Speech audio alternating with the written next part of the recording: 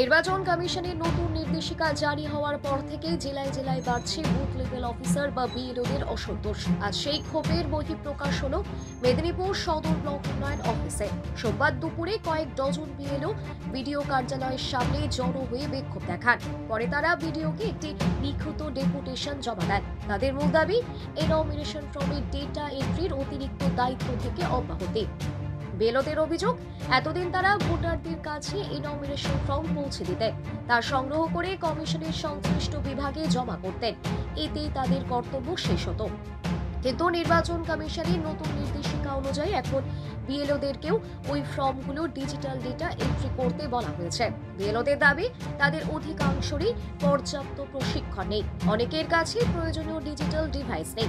নিয়মিত দায়িত্বের পাশাপাশি অতিরিক্ত ডেটা এন্ট্রি করার সময় সাপেক্ষ এবং এতে তাদের প্রাথমিক সরকারি কাজকর্ম ও নিয়মিত মাঠ পর্যায়ের দায়িত্ব ক্ষতিগ্রস্ত হচ্ছে। তারা জানান, আমরা ফর্ম বিলি করি, জনসংযোগ করি, বাড়ি বাড়ি গিয়ে তথ্য সংগ্রহ করি, এই কাজটাই যথেষ্ট। কিন্তু তার সঙ্গে ডেটা এন্ট্রি জুড়ে দিলে কাজের চাপ অস্বাভাবিকভাবে বেড়ে যায়। আমাদের পক্ষে তা সামলানো সম্ভব নয়।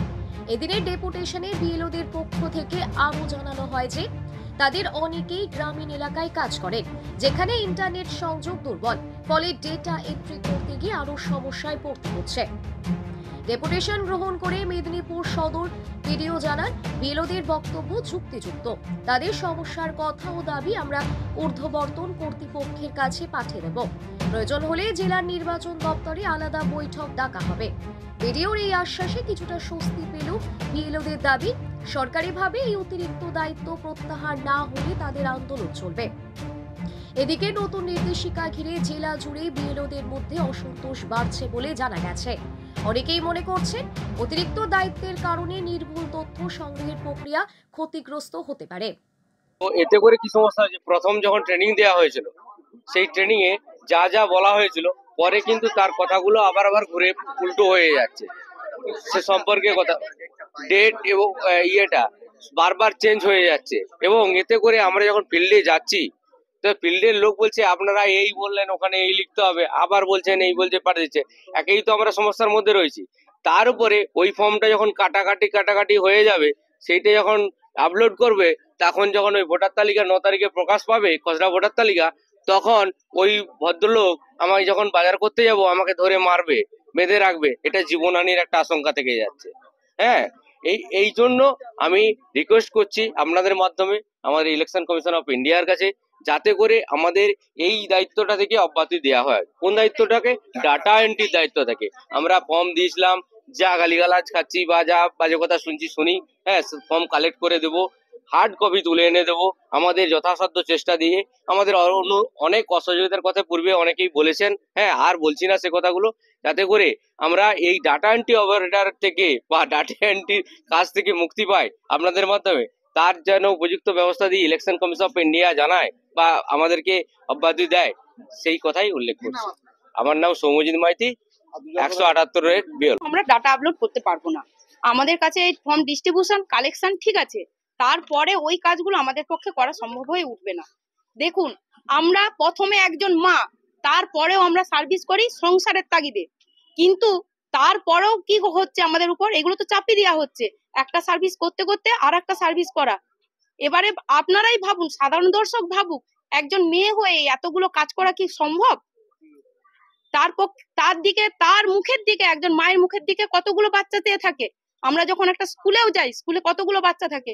আমি কালকে স্কুল গেলাম, বাচ্চাগুলো জড়িয়ে ধরে আমাকে কাঁদছে, তুমি এতদিন আসনি কেন? আমি তখন বললাম, কি করব বাবা, তোদের যে ফর্ম দিতে বেরোচ্ছি। তখন যে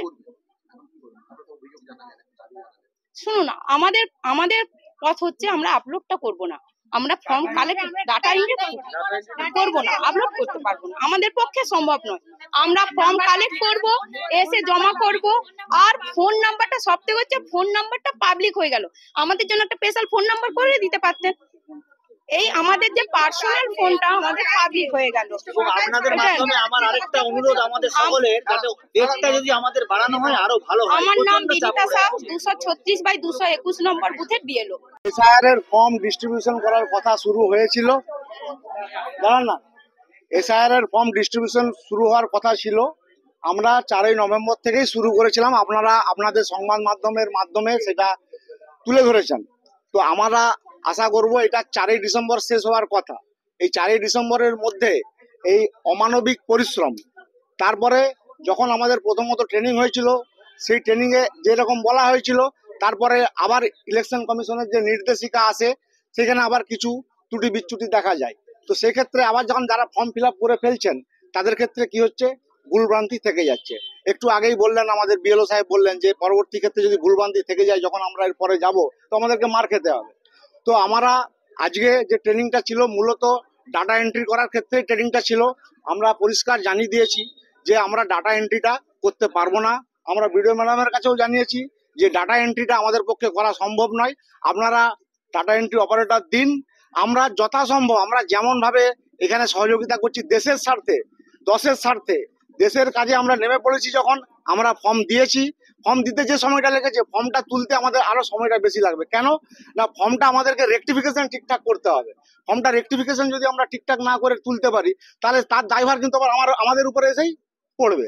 তো ফর্মটা ডিস্ট্রিবিউশন যত দ্রুত করা গেছে তার থেকেও অর্ধেক সময়, মানে অর্ধেক আরো সময়টা আরো বেশি লেগে যাবে আমাদের ফর্মটা কালেকশন করতে। কারণ আমাদেরকে রেকটিফিকেশন করতেই হবে, যদি একটা ভুল দেখে যায় তার দায়ভার আমাদের ঘাড়ে এসে পড়বে। তো সেক্ষেত্রে এই সময়টা আরো বেশি লাগবে। তার উপরে ওটা এখনো শেষ হয়নি, তার সঙ্গে সঙ্গে আবার একটা নির্দেশিকা যে ডাটা এন্ট্রিটা আমাদেরকে করতে হবে। আমরা পরিষ্কারভাবে জানিয়ে দিয়েছি যে আমরা ডাটা এন্ট্রি আমরা করতে পারবো না, আপনারা ডাটা এন্ট্রি জন্য লোক রাখুন। প্রয়োজনে আমাদেরকে যখন বলা হয়েছিল প্রথমে যে রেনুমারেশনটা দেওয়া হবে, আমরা বলেছি, এই আরো ম্যাডামকেও বলেছি যে আমরা দেশের জন্য এই ফর্ম দেওয়া এবং ফর্ম তোলা, আমার ভারতবর্ষের জন্য, আমার দেশের জন্য আমরা এটা বিনে পয়সায় করে দেবো। আমাদের যে রেনুমারেশন দেওয়া হবে সেই রেনুমারেশনে আমাদেরকে না দিয়ে অন্য লোক রেখে ডাটা এন্ট্রিটা করা হোক। আমাদের পয়সার দরকার নেই, আমাদের টাকার দরকার নেই। কি আপনাদের কারো দরকার আছে? রেনুমারেশন দরকার আছে? আমরা রেনুমারেশনের টাকা নেব না, আমরা নেব না, আমরা ডাটা এন্ট্রি করব না। কি নাম আপনার?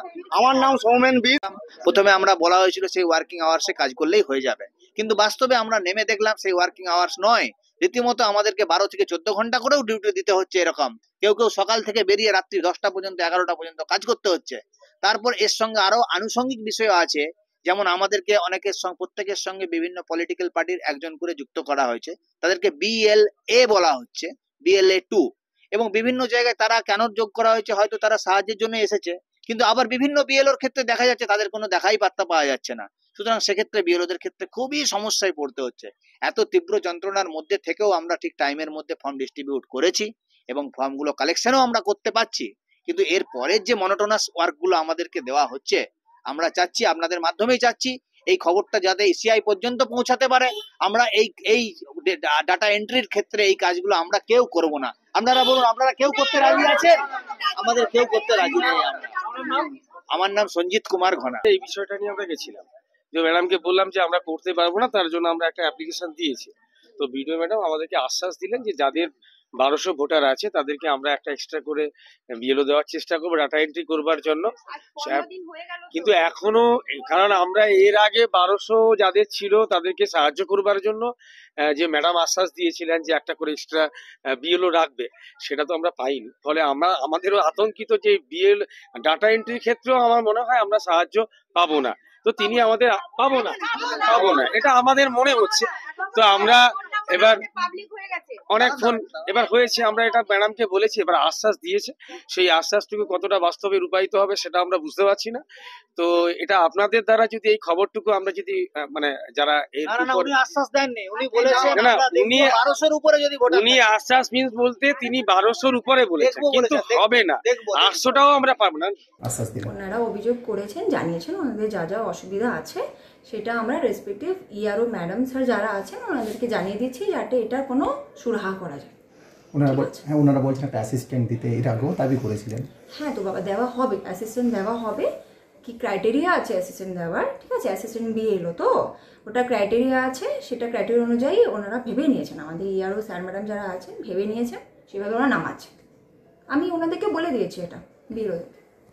ঠিক আছে। আর এই ডাটা মানে যেগুলো আপলোডের ব্যাপারে কি সিদ্ধান্ত নিলেন বা ওনারা যে ডিজিটাইজেশনের ব্যাপারটা ওটাই বললাম যে আমি ইয়ারও স্যার ম্যাডামদেরকে জানিয়ে দিয়েছি, ওনারা এটা কথা বলে জানাবেন যে এটা কি করা যায়। আমরা হেল্পটা করব, যতটা সম্ভব আমরা করব। কিছু মহিলার অভিযোগ আছে তাদের পার্সোনাল নাম্বার পাবলিসিটি হয়ে যাচ্ছে মেয়ের জন্য, বিয়ের জন্য, এ ব্যাপারে কিছু পার্সোনাল নাম্বার পাবলিসিটি হয়ে যাচ্ছে কেন কি এটা হয়তো পাবলিকলি অ্যাভেলেবেল আছে। তো আপনারা জানেন যে বিএলওর নাম্বার তো এখন সাইটে পাওয়া যায়, তো ওখান থেকে অ্যাক্সেস করতে পারছে, এটাই হবে। আমাদেরও নাম্বার তো পাবলিকলি আছে, যেটা অফিসিয়াল নাম্বার, তো ওখান থেকে হয়তো অ্যাক্সেস করছে। প্রতিটা ফর্মে ওদের নাম্বারটা রয়েছে। হ্যাঁ, এটাও একটা কারণ হতে পারে। নাম রিলেট করতে পারেন না, সবাই করবে। আমি লিগালি স্টেপ নেব, যা হওয়ার হবে।